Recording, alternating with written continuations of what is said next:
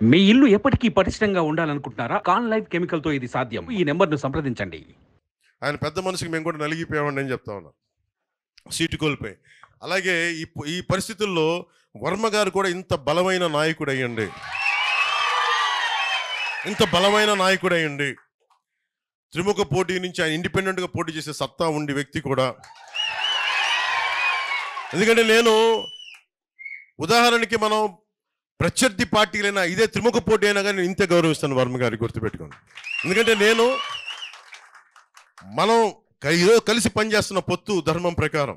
కానీ ఆయన సత్తా నాకు తెలియంది కాదు.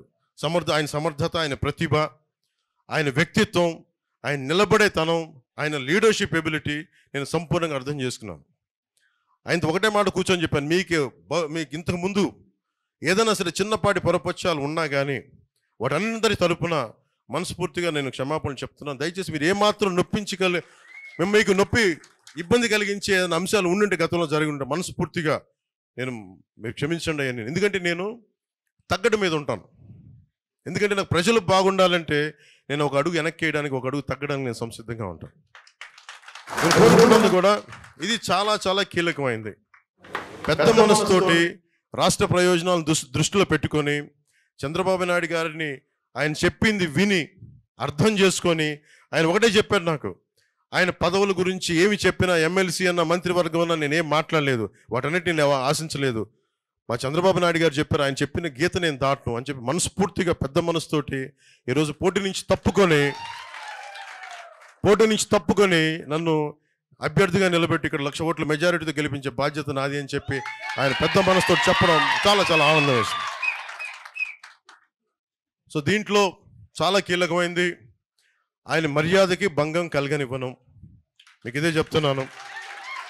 నేను ఇక్కడ ఎమ్మెల్యేగా మీరు గెలిపించినా కానీ ఆయన మర్యాదకు కానీ ఆయన గౌరవానికి కానీ నేను భంగం కలగనివ్వం.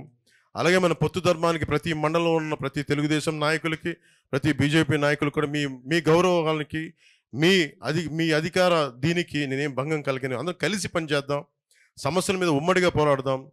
అలాగే మనకి ఏలేరు కాలువ కానీ సుద్దగడ్డ వీటన్నిటికి కూడా కంబైన్డ్గా కూర్చొని ఆలోచిద్దాం తప్ప ఏ విధంగా కూర్చొని ఒంటెద్దు పోకడైతే నేను పోను. అందుకని మీరు మనస్ఫూర్తిగా ఈ రోజున వర్మ గారు మిమ్మల్ని అందరినీ కలవాలంటే మనస్ఫూర్తిగా మీ అందరికీ ఇక్కడ వచ్చిన ప్రతి ఒక్కరికి పేరున ప్రతి తెలుగుదేశం నాయకులకి, ప్రతి ఒక్క కార్యకర్తలకి, ప్రతి ఒక్కరికి మన భారతీయ జనతా పార్టీ నాయకులకి, జనసేన నాయకులు, ప్రత్యేకించి జనసేన పార్టీ తరపు నుంచి మీ అందరికీ మనస్ఫూర్తిగా నా కృతజ్ఞతలు తెలుపుకుంటాను. పిఠాపురం అభివృద్ధి మనందరం సమిష్టిగా చేయాల్సింది, అందరం కలిపి కూర్చొని చేద్దాం. ఇంకొకటి, ఈ రోజున ఎంపీ పార్లమెంట్ అభ్యర్థిగా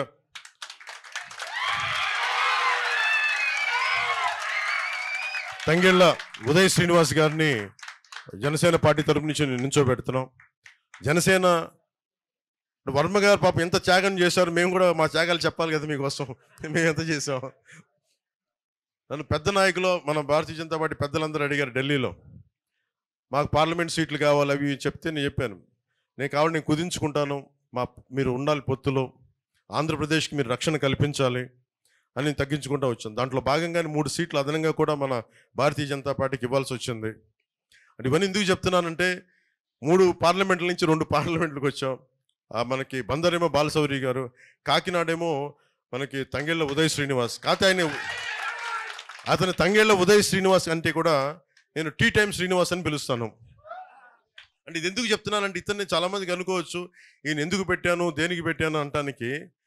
ఇప్పుడు ఉన్నదేమో చలమలశెట్టి సునీల్ గారు వైసీపీ నుంచి, ఆయన ప్రతిసారి ఎన్నికల టైంలో వచ్చి వెళ్ళిపోయే వ్యక్తి. ఈయన దాదాపు ఒక 10 లక్షలు 2017లో ఇంజనీరింగ్ చేసి 2017లో ఒక 10 లక్షల పెట్టుబడి, ఒక సగటు మధ్యతరగతి రైతు కుటుంబం నుంచి వచ్చిన వ్యక్తి, ఒక 10 లక్షల పెట్టుబడితోటి ఒక టీ టైం, ఎక్కడ కాఫీ డే, బరిస్టా ఇలాంటివి కాకుండా చాలా చిన్నపాటి టీ షాపులు మన ఊళ్ళలో కూర్చొని మాట్లాడే, మోడీ గారు చెప్పినట్టు చాయ్ పే చర్చలాగా, మనం కూర్చొని టీ టైం మాటలు అని చెప్పి కూర్చొని అందరూ ఆ వయసులో అందరూ కూర్చొని విలాసాలకి వినోదాలకు వెళ్తుంటే ఈ యువకుడు మటుకు కూర్చొని నేను ఏదైనా సాధించాలని కూర్చొని ఒక చిన్నపాటి కాన్సెప్ట్ క్రియేట్ చేశాడు. ఆ కాన్సెప్ట్ ఏంటంటే కూర్చోబెట్టి మనకి బెరిస్టా లాగా కాఫీ డే లాగా మనం ఎందుకు మన సగటు పల్లెటూరులో మన ప్రాంతాల్లో మనం ఎందుకు పెట్టకూడదు? ఆ ఒక్కడి ఆలోచన 10 లక్షల పెట్టుబడితోటి కూర్చోబెట్టి రకరకాల టీ ఆకులు తీసుకొచ్చి రకరకాల కాంబినేషన్స్ తనే కొంతమంది టెస్టర్స్ని పిలిపించుకొని కూర్చొని ఒకటే పని చేశాడు. అది చాలా టీ కాంబినేషన్స్ చేసిన తర్వాత 5-6 టీ కాంబినేషన్స్ పెట్టుకుని చిన్న కొట్టు పెట్టుకున్నాడు. తనే నడిపాడు, ముందు ఫ్రెండ్స్ అందరిని పిలిచేవాడు. అలా కూర్చొని రాజమండ్రిలో పెట్టి అలా కూర్చొని నడుపుతూ ఉంటే ఇంకొకళ్ళు వచ్చి మాకు కూడా ఇలాంటి టీ షాప్ కావాలి, ఏం చేయాలంటే నేను మీకు టీ సప్లై చేస్తాను, మీరు ప్రెమిసెస్ చూపించండి అని.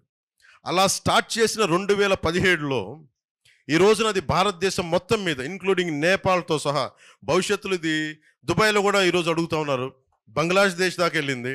ఇది దాదాపు 4000 అవుట్లెట్స్, టీ టైమ్ అవుట్లెట్స్ భారతదేశం అంతటా ఉన్నాయి. ఇది తనకి దాని వచ్చే అందరికి ఫ్రాంచైజీ ఇచ్చేశాడు. మోడీ గారు చెప్పిన ఆత్మనిర్భర్ అవార్డు గ్రహీత ఇతను. దాదాపు 100కు పైగా అవార్డులు, బెస్ట్ ఎంటర్ప్రెన్యూర్, బెస్ట్ సిఇఓ, ఇలా తీసుకుంటే ఒక లిస్ట్ ఆఫ్ అవార్డ్సే ఉన్నాయి టీ టైమ్ ఉదయ్ గారికి. ఇది తను ఒక్కడే ఎదగడం కాదు, దాదాపు 25,000 మందికి ఉపాధి అవకాశం కల్పించాడు తను. చిన్న ఐడియా, 10 లక్షల రూపాయల పెట్టుబడితో పెట్టిన ఐడియా 25,000 మంది పైచిలకు వ్యక్తులకి అది ఉపాధి అవకాశం కల్పించింది. అలాగే దాంట్లో 1100 మంది, 4,000 అవుట్లెట్స్ ఉంటే 1100 మంది మహిళలే ఉన్నారు. 1100 మంది మహిళలు అంటే ఇంట్లో ఉండి ఇంటి ముందే చిన్న వసారా ఉంటే వసారాలో టీ టైం అని పెడితే అది వాళ్ళకి సెల్ఫ్ ఎంప్లాయ్మెంట్ అయిపోయింది. ఎందుకు చెప్తున్నా అంటే ఇలాంటి వ్యక్తి రేపొద్దున మన కాకినాడ పార్లమెంట్ అభ్యర్థిగా అయితే ఎంత అభివృద్ధి తీసుకురాగలడు అంటే తనకే కోసమే. అది కూడా నేను పిఠాపురం పంపించినప్పుడు తను కూర్చొని ఎమ్మెల్యేగా నేను చెప్పలేదు, అక్కడ ఉన్నాయి మళ్ళీ కూర్చోబెట్టి చాలామంది నలుగుతూ ఉన్నారు, కూర్చోబెట్టి మొత్తం సరి చేసుకొని నాకు స్ట్రీమ్లైన్ చేసిరా అని చెప్పి పంపించాను. సిన్సియర్గా చేశాడు, ఏం ఎక్స్పెక్టేషన్స్ లేవు. యాక్చువల్లీ నేను ఏం చెప్పానంటే 2029లో నువ్వు పని చేసుకుంటే అప్పుడు నీకు ఇస్తానంటే, కానీ అతని ప్రతిభని అతని సమర్థతని గమనించిన తర్వాత ఖచ్చితంగా ఇతని ఈ ఎన్నికల్లోనే ఎంపీగా నిలబెట్టాలి అంటే. ఈయనకి చలమలశెట్టి సునీల్ గారికి ఒకటే తేడా, ఇతను 25,000 మందికి ఉపాధి అవకాశం కల్పించాడు, 1100 మంది మహిళలకి సెల్ఫ్ ఎంప్లాయ్మెంట్ కల్పించిన వ్యక్తి. ఈ రోజున బెస్ట్ ఎంటర్ప్రెన్యూర్ అవార్డు రేపు పొద్దున్నది ఎన్ని వేల కోట్లకి అది మనకి మార్కెట్, మనకి స్టాక్ మార్కెట్కి వెళ్తే తెలియదు భవిష్యత్తులో, అంత బలమైనది. అలాగే ఆత్మనిర్భర్ అవార్డు మోడీ గారు పెట్టిన సెల్ఫ్ రిలయంట్ ఇండియా, దాని అవార్డు గ్రహీత. ఇలాంటి వ్యక్తి బెటరా మనకి కాకినాడ పార్లమెంట్కి? సుమన్ టీవీలో మీ పర్సనల్ అండ్ బిజినెస్ ప్రమోషన్స్ కోసం కింది నెంబర్కి కాంటాక్ట్ చేయండి.